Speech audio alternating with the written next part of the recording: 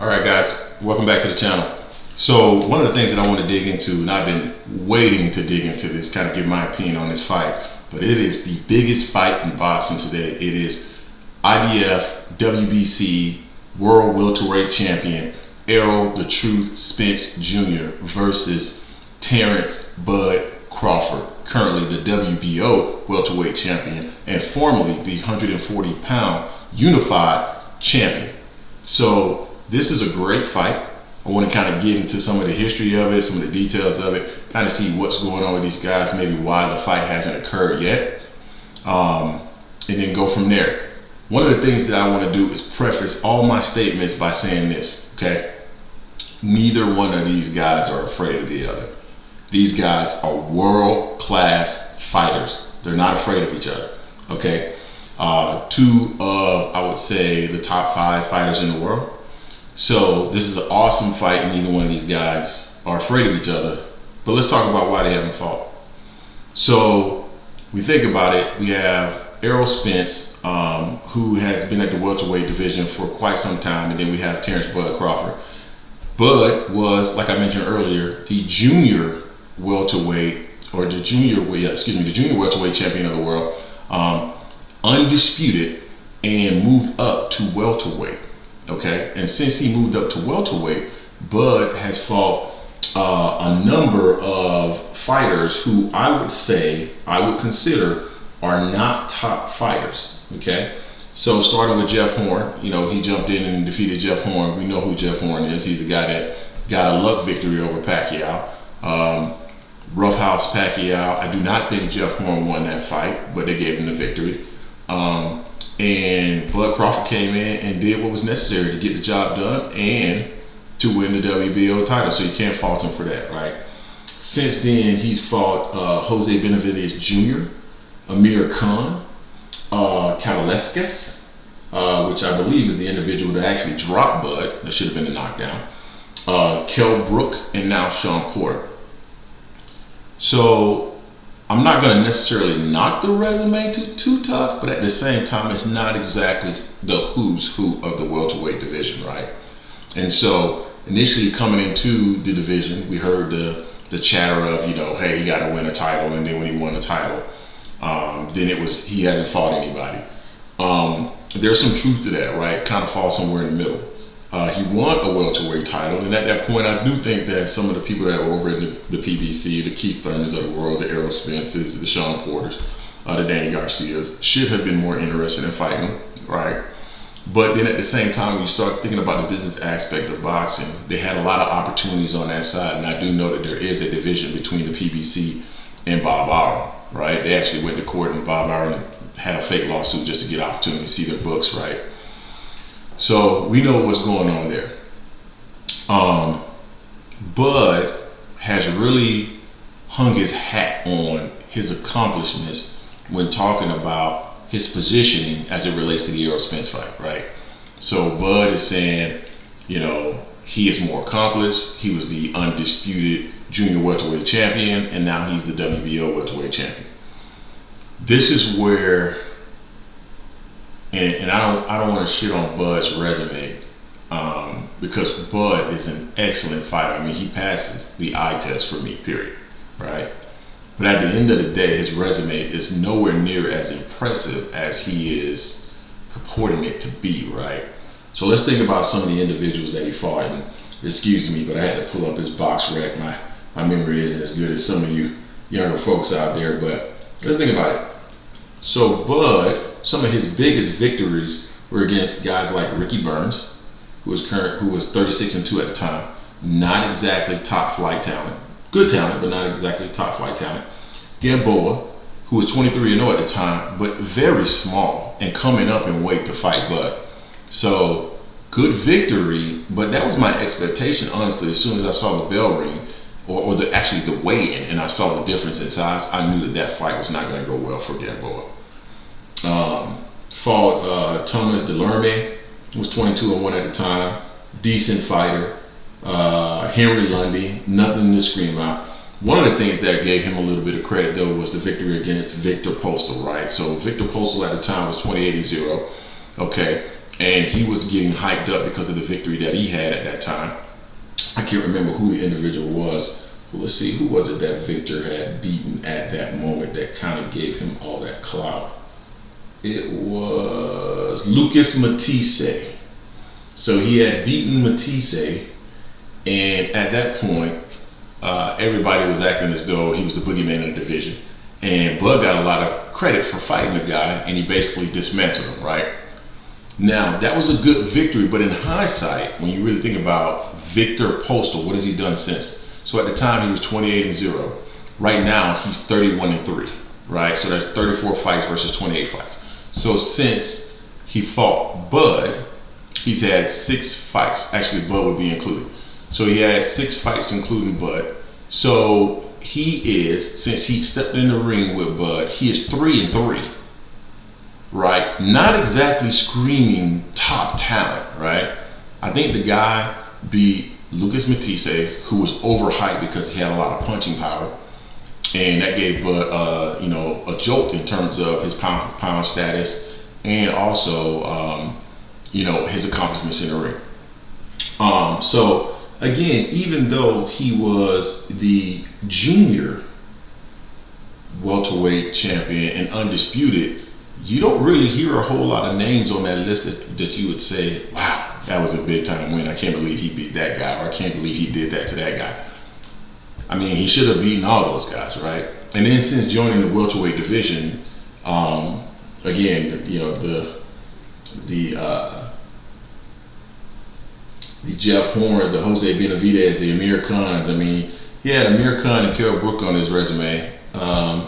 Beat Amir Khan, and I think he outskilled Khan. Don't get me wrong. I think Khan believed that his speed kills everything, but he doesn't realize that timing kills speed. That was the reason why I never thought he'd beat Mayweather. He was so confident because he thought Mayweather didn't have enough power to knock him out that he could beat him. Mayweather would have dusted him. And then he beat Kell Brook, an individual who had gotten beaten by Golovkin and got destroyed by Errol Spence as well. So he wasn't quite the same fighter he was when he fought Sean Porter and Errol Spence. He was a completely different fighter. And then recently he beat Sean Porter, who in my estimation, and I mentioned in my previous video, is actually tailor-made for a guy like Bud Crawford, who is very athletic, has the ability to counterpunch as you're coming in, should have clipped him earlier in the fight than he actually clipped him. So, yes, great fighter. Definitely see it from the eye test, but the resume is not supportive of what he think it is, right? Meaning he believes that his resume is at a level where it's far and beyond what Errol Spence has done, and I totally disagree. So now I'm going to go over to look at Errol Spence, right? Errol Spence, 27-0. Let's see some of the guys that Errol Spence has beaten. So he spent his whole time in the welterweight division.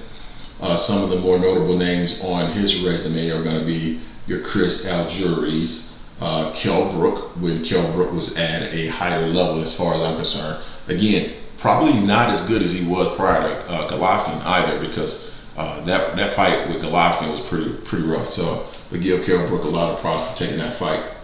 Lamont Peterson, Mikey Garcia, Sean Porter, as well as Danny Garcia. So when you think about his resume, even though it doesn't span over 2 different weight divisions, I would say the names that are on that list will be anybody on Bud's list, period. That's how you can tell who has the better resume. When you think about Mikey Garcia, Danny Garcia, Sean Porter, those 3 names alone, right? When you think about those 3 names, and then even Kell Brook, when you think about those 4 names, and then you compare them to Victor Postal, Eureka's Gamboa, Jeff Horn, these guys that Terrence Crawford has beaten, those guys will kill those other guys, right? I mean, it would be a wash. So when you start talking about resume, it's just not there when Bud says, my resume is this and therefore it's a 50-50 fight. Simply put, that argument falls on deaf ears as far as I'm concerned. It doesn't make a whole lot of sense. So then when you go and look at the pay-per-views, right, and who puts cheeks in seats, this is where, in my personal opinion, it also doesn't hold favorable for Bud, right? So Bud, over his last few pay-per-view fights, and I don't know the exact number. I know the last one did about 130,000 pay-per-views. And prior to that, I think he may have done like 110 with Khan and maybe 60,000 with another opponent. I can't remember exactly who the opponent was that he had on pay-per-view. So Bud has probably in total done somewhere around 300,000 pay-per-views. When you think about Spence, over the last 3 fights, I think he's probably averaged around a little over 300,000 pay-per-views. So in total, he probably has about 900,000 pay-per-views. Easily a win for Spence, right? Now, I heard a lot of people out there talking about the fact that Bud was on an app, and that limited the ability for people to purchase the fight. That doesn't make any sense to me at all. If you actually look at some of the pay-per-views that are going through ESPN app in terms of UFC, they've been able to do 500,000 pay-per-views, close to 1 million pay-per-views through that very same app. So either we're saying one or two things. Either we're saying boxing fans are dumb and they don't know how to use the app, or somehow when it comes around to boxing, somehow the app fails. It doesn't make any sense. The argument doesn't make sense when other entities like the UFC have had the ability to actually sell through that app. It's just that simple. So when I think about this overall, if I was Spence, I would not take this fight for anything less than probably 60-40 at this time. And love Crawford, great fighter. But right now, his logic as it relates to this is extremely flawed, and I do sometimes wonder if that's part of the issue that he had with Bob Arum. Right? Think about it. He's saying that it's the promoter's job to promote, which it's true. It's the promoter's job. It's also the job of the fighter to interview, which Bud doesn't really like to do. He doesn't want to give interviews. That he considered that a bother to him to give the interview. And so because of that, that's part of the reason why he doesn't have the level of exposure that he should have, and also part of the reason why he's not as big as he should be. Then when you think about a fighter in general, your mouthpiece is your biggest advocate, right? So your promoter is there to help partner with you in order to find opportunities to help brand yourself and push yourself. But at the end of the day, as a fighter, you have to go out there and market yourself as well. In order to get those big fights. That's what Floyd did. Manny's fighting style was what really helped him out in terms of his marketing and promotion. Mike had both. Mike Tyson had both. Mike had the fighting style. Mike had the mouthpiece. Mike was probably one of the best promoters of himself in history. And of course, Ali is the pinnacle of promotion. So yeah, you got to have that skill. That's a part of it, right? You can't just be a fantastic, terrific fighter. You also have to have the other side of it, which brings the eyeballs to your fights, right? And right now, I don't think Bud has that. Now, I don't necessarily think Spence has that either. Spence personality is very calm, it's very chill. There's nothing wrong with it. For whatever reason, I think people are more drawn to Spence, and I don't know why that is the case. Personally, I'm more of a fan of Spence than Crawford. I think Crawford is a more technically skilled fighter than Spence, offensively. But other than that, I'm more of a fan of Spence. So I don't know what it is about Spence that draws the average fan more towards him than Crawford. But at the end of the day, I don't think Spence is all that gregarious, appealing in terms of his personality. He's not outgoing. He's not Mr. Congeniality or anything like that, right? Sorry, let me just take a break here. Taking a little bit of that brandy. But yeah, so I partly think that's a large reason why this fight hasn't occurred. The other part of this fight, the other reason why this fight hasn't occurred is simply this. I personally believe Errol Spence doesn't want this fight right now. And remember, I prefaced my comments by saying neither one of these fighters are scared of each other. They're not. Errol Spence is not afraid of Terrence Crawford. But if you're thinking about this from a business perspective, the most advantageous thing to do is to win the fights that are, number one, easier to win, number two, easier to make. Okay? When you think about the Danny Garcias, the Sean Porters, the Keith Thurman, if he still had the title, so everybody over there on the PBC side that had a title, your Dennis Ugas, it's easier to make those fights, and those fights are probably a little bit easier. So why would I go to Terrence Crawford where that fight isn't at its pinnacle yet, when I can go and win these titles that are easier to win, easier to set up, and then by bringing all of these titles to the table with Terrence Crawford, you now have a unification fight that makes this fight go from here to the moon. It makes more sense to have it as Terrence Crawford is the last person on the hit list that I need to go through to unify the titles. Everybody, both fighters undefeated for everything on the line. Unification of the title, both still relatively in their prime. That's the fight you want to make. And in my last video, I was telling you guys, I was glad that he got the Ugas fight, because I wanted to see him get that title and become the WBC, WBA, IBF welterweight champion, and then move to Crawford. Errol Spence has been saying for quite some time that he's not leaving the welterweight division until he unifies the title. And he's also said on multiple occasions that he does not want tune-up fights and he doesn't want mandatories. He wants unification fights. So if he does beat Ugas, my expectation is that at the end of 2022, it's going to be Errol Spence versus Terrence Crawford.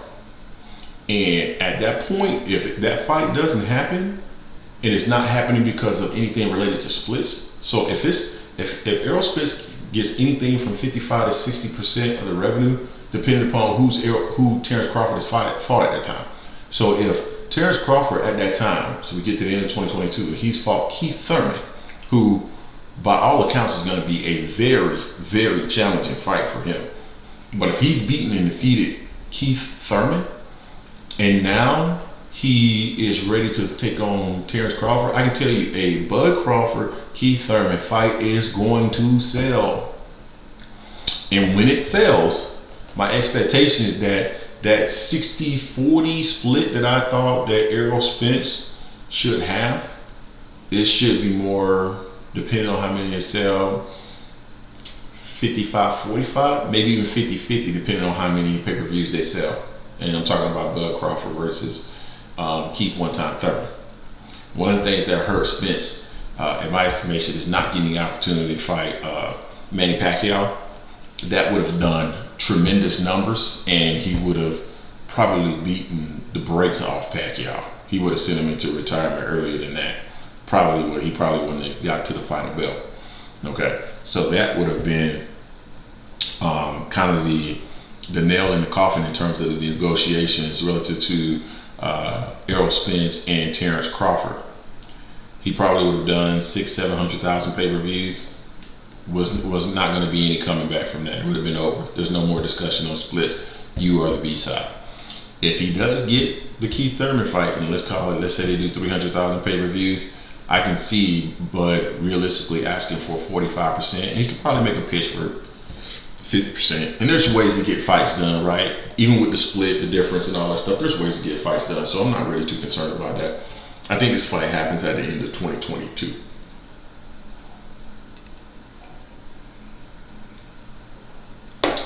So let's talk about if and when this fight happens, who's going to win it? Well, that's an interesting question. One could argue that Terrence Crawford had a more spectacular victory over Sean Porter.